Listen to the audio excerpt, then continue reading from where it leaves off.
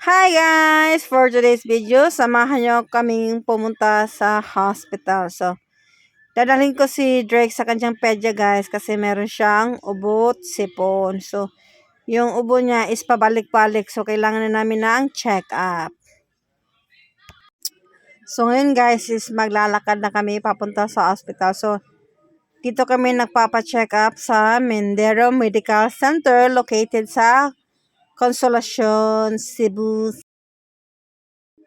Ang pedya na ito is 5 years nang nag-aalaga kay Drake. So, every time na may nararamdaman si Drake at may sakit siya, dito ko siya dinadala. So, ngayon guys, andito na kami sa loob ng hospital at aakyat kami sa second floor. So, yung clinic ni Doc Lumarda is located sa room 215. So, kayo dyan guys na taga Cebu or within sa north area ng Cebu, pag gusto nyo pong magpa-check up sa mga anak nyo, punta lang kayo dito sa Mindero Medical Center. Magagaling yung mga doktor nila dito guys. The stairs are getting so scary. Scary. Going to the clinic. Going to the clinic. So many patients yung.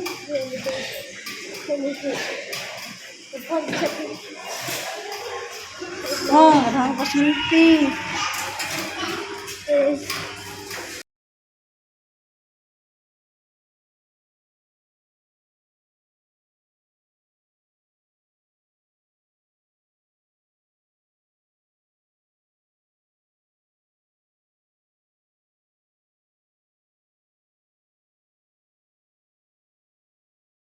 Na kay kuan dito? Awa ba kay nebulizer na na? Oh, ingam na kung bana na palitan na kung na mo do kung one jud. Nebulizer nag-missing man. So, nebulize na to do. Oh, mayo, dali mo kontan. Ayaw nagkaon ng chocolate. Actually, iba si allergic ng chocolate. Siyang snack ang kauno na pita na. Pita na siya. Ito, ano ka naman Skyflex? Di ko siya ganahan do. Na? Pita na siya sis bata.